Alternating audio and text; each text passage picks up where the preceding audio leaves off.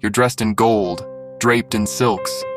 The room is full of music, incense, and the soft murmur of courtiers. But you're only 12. And this isn't your birthday. It's your wedding day. And you're terrified. Because what no one outside these castle walls understands is this.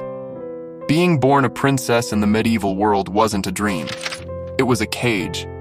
A beautiful, gilded trap lined with duty, silence, and pain.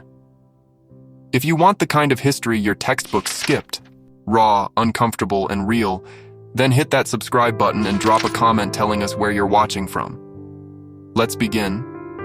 Royalty was never soft, especially not for girls. From the moment a noble daughter was born, her body belonged to the dynasty. Every breath was political. Every smile had weight. A princess wasn't expected to fall in love or chase happiness. She was expected to cement alliances, secure borders, and bear heirs, often before her body was even ready. Take the case of Margaret Beaufort, married off at 12 and forced to give birth at just 13.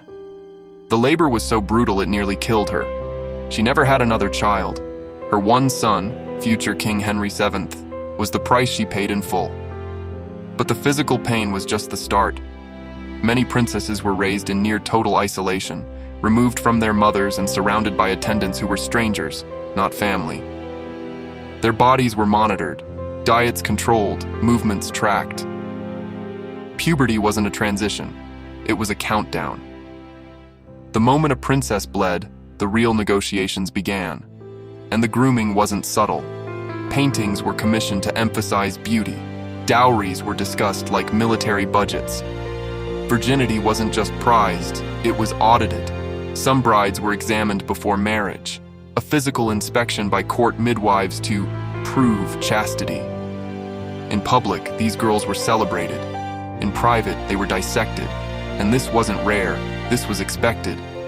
From France to the Holy Roman Empire, from England to Byzantium, princesses were pawns first, people second. Their pain was tradition, their silence, law. So next time someone says princess like it's a fantasy, remember this: the crown was often heavier than the sword. In a medieval court, beauty wasn't a blessing, it was a liability. Princesses were expected to be flawless, not for themselves, but for negotiations, portraits, and men twice their age. Every freckle, every blemish, every stray hair was judged as if it affected the fate of kingdoms. Because sometimes, it did. Royal girls were put through brutal beauty routines. Skin was whitened with toxic lead powders that caused nerve damage and miscarriages. Hairlines were plucked back to create the fashionable high forehead look. Some even swallowed arsenic or mercury in small doses to appear pale, because pale meant pure.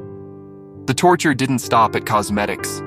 Corsets, tightened from girlhood, deformed ribs and restricted lungs.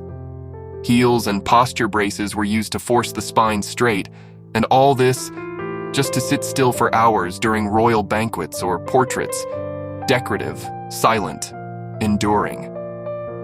But it wasn't only about how they looked. It was about who they had to look good for. Many princesses were married off to men decades older, often strangers, who treated them like possessions. A young bride with bruises? That was ignored. A complaint? That was defiance. Royal girls were expected to endure, not resist. Their suffering was dressed in lace and pearls. And still they smiled, in paintings, in ceremonies, in poems written about their beauty, by men who never cared for their pain. One haunting example is Isabella of Valois, married at just 6 to the 29-year-old King Richard II. She was given a wedding chest filled with dolls and jewels. The court celebrated her innocence. No one asked how she felt. Even in adulthood, royal women were trapped. A beautiful queen could be accused of adultery. A plain one blamed for failed diplomacy. Either way, their bodies were never truly theirs. So when you see those portraits, the perfect posture, the frozen smiles, remember, many of them were wearing armor made of silk and silence. Marriage was just the beginning. Once crowned, a princess had one purpose: produce heirs. Pregnancy wasn't a joyful milestone. It was a test, a ticking clock, a performance measured in blood, pain, and risk. And for most royal girls, it began far too early. By modern standards, it's unthinkable. Girls aged 13 or 14 forced into repeated childbirth. The younger the bride, the more dangerous the delivery. Yet for dynasties desperate for heirs, it didn't matter. Margaret of Austria had to endure multiple miscarriages and stillbirths before her 18th birthday. Catherine of Aragon, the first wife of Henry VIII, was pregnant at least 6 times. Only one child survived.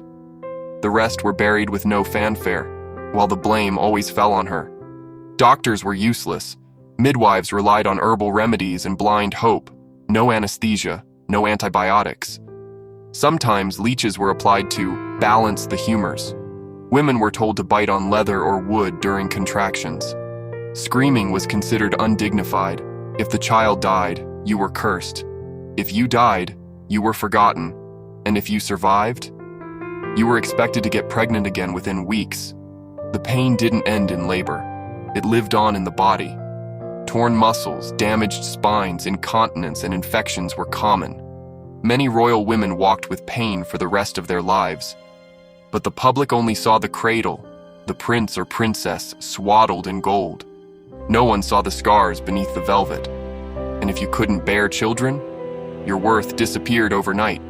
Princesses who failed to produce heirs were sent to convents, replaced by more fertile brides, or quietly exiled. Some were even accused of witchcraft to explain their barrenness. Motherhood for medieval princesses wasn't sacred.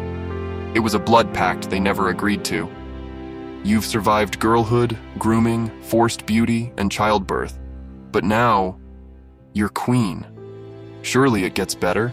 It doesn't, because queenship brought its own form of torture, isolation. You couldn't trust anyone. Ladies-in-waiting were spies. Servants reported every word to the king.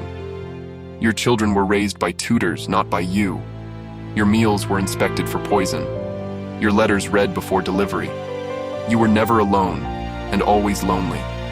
Some queens were imprisoned in their own palaces. Eleanor of Aquitaine spent 16 years in near captivity for opposing her husband.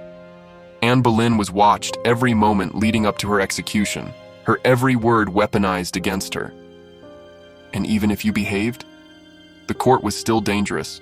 Rumors killed faster than swords. One whisper about adultery or disloyalty could send a queen to the scaffold. Catherine Howard was beheaded at 18. Her crime? Alleged affairs. No proof needed. Just silence and a man with a blade. Politics were brutal. Your allies changed with the wind. Your children could be used against you. Your husband could take mistresses openly, while you were shamed for speaking too loudly. So many princesses died without ever being free, buried in marble tombs, remembered as wives and mothers, but rarely as women. The lace on their gowns was a shroud, the crown on their heads, a muzzle. And yet, some resisted. In whispers, in letters, in secret acts of defiance, a coded message, a forbidden book, a lullaby in a mother tongue long outlawed. These were not fairy tale princesses. They were survivors of a system built to break them. And that's the history we must remember. Not the fantasy, but the fight.